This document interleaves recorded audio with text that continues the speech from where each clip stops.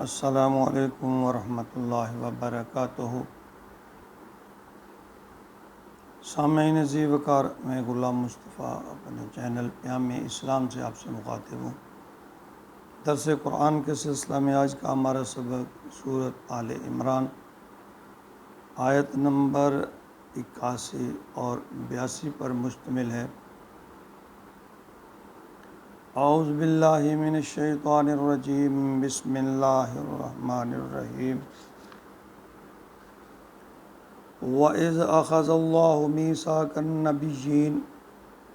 لَمَا آتَيْتُكُم مِّن كِتَابٍ وَحِكْمَةٍ ثُمَّ جَاءَكُم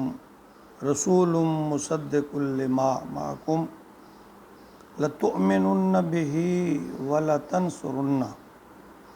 قال أأقررتم وأخذتم على ذلكم إصري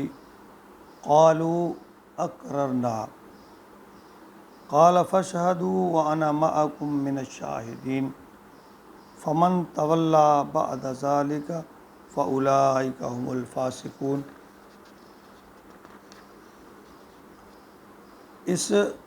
ان آیت مبارکہ میں اللہ رب العزت نے انبیاء اور رسل سے جو عالم ارواح میں ایک عہد لیا تھا اس کا تذکرہ فرمایا ہے۔ وَإِذْ أَخَذَ اللَّهُ مِيثَاقَ النَّبِيِّينَ، اور وہ وقت دیکھو، وہ وقت یاد کرو جب اللہ نے وَأَخَذَ اللَّهُ مِيثَاقَ ایک وعدہ لیا نبیین انبیاء سے، لَمَا آتَيْتُكُم کہ جو کچھ میں تمہیں عطا کروں، من کتاب میں سے، و حکمہ اور حکمت، یعنی جو کچھ میں تجھے آپ کو عطا کروں گا کتاب اور حکمت، ثم جاءکم رسول، پھر تمہارے پاس آئے کوئی اور رسول، مصدقا لما، اس کی تصدیق کرے، لما معکم، جو تمہارے پاس ہے، یعنی اس کی وہ تصدیق کرے، لتؤمنن ولتنصرن، تو آپ نے ان کے اوپر ایمان بھی لانا ہے اور ان کی مدد بھی کرنی ہے۔ یعنی انبیاء اور رسول جو ہیں، یعنی ہر نبی نے آئندہ آنے والے نبی کی پیشین گوئی کی اور اپنی امت کو اس کا ساتھ دینے کی ہدایت فرمائی۔ تو اس لحاظ سے یہ آیت ختم نبوت کے بارے پہ ایک بہت بڑی دلیل ہے، جو حضور اکرم صلی اللہ علیہ وسلم سے پہلے تو ہر نبی سے لیا گیا، لیکن آپ سے اس طرح کا کوئی عہد نہیں لیا گیا، اور نہ ہی اپنی امت کو اس بارے میں کوئی نبی نے خبر دی ہے کہ یا ہدایت فرمائی ہے، بلکہ اس کے برعکس قرآن میں صراحت کے ساتھ، بالکل تفصیل کے ساتھ حضور صلی اللہ علیہ وآلہ وسلم کہ خاتم النبیین ہونے کے بارے میں متعدد احادیثیں بھی ہیں، اور آپ نے واضح طور پر فرمایا کہ میرے بعد کوئی نبی نہیں آئے گا، انا خاتم النبیین لا نبی بعدی۔ حضرت مسیح علیہ السلام جو ہے وہ حضرت محمد صلی اللہ علیہ وسلم کے بارے میں جو بشارت دے کر گئے،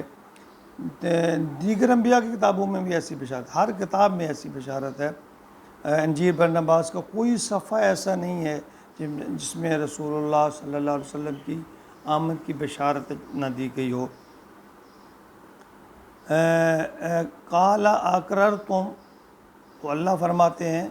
کہ انہوں نے اقرار کر لیا، انبیاء نے اقرار کر لیا، واخذتم، اور علی ذلکم اصری، اور میں نے جو ان پر ذمہ داری ڈالی، جو میں نے انہیں حکم دیا، انہوں نے اسے قبول کر لیا، اور کیا کہنے لگے، قالوا اقررنا، انہوں نے کہا ہم اقرار کرتے ہیں۔ یعنی یہ انبیاء اور رسول جو ہیں عالم ارواح میں جس طرح ان سے عہد لیا گیا،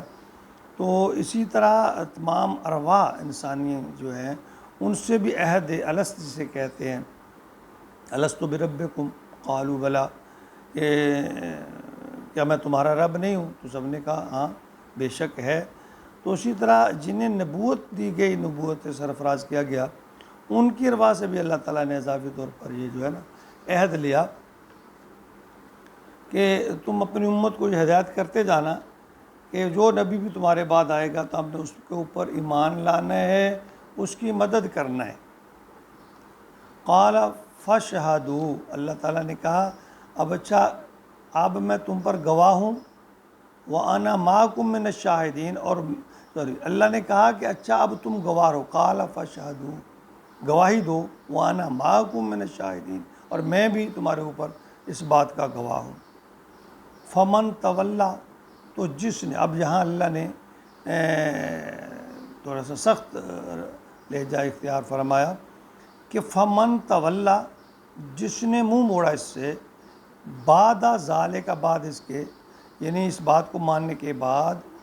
وعدہ کرنے کے بعد جس نے اس سے منہ موڑا، تو اللہ فرماتے ہیں فَأُولَٰئِکَ هُمُ الْفَاسِقُونَ، اور یہ جو لوگ ہیں وہ سرکش ہوں گے، ناہنجار ہوں گے۔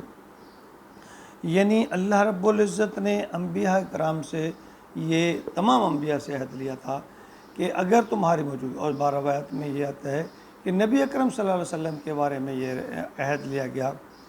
کہ تمہاری موجودگی میں اگر میرا نبی آ جائے تو آپ نے اپنا جو مشن ہے،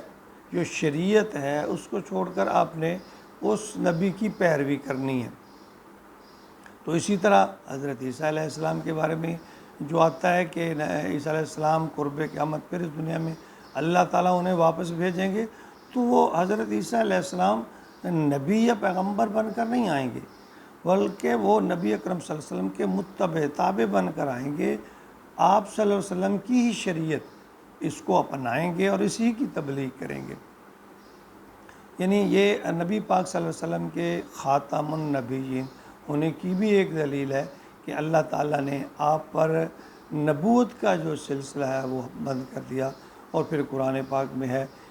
چونکہ حدیث مبارکہ اور قرآن پاک دونوں کا جو خلاصہ ہے کہ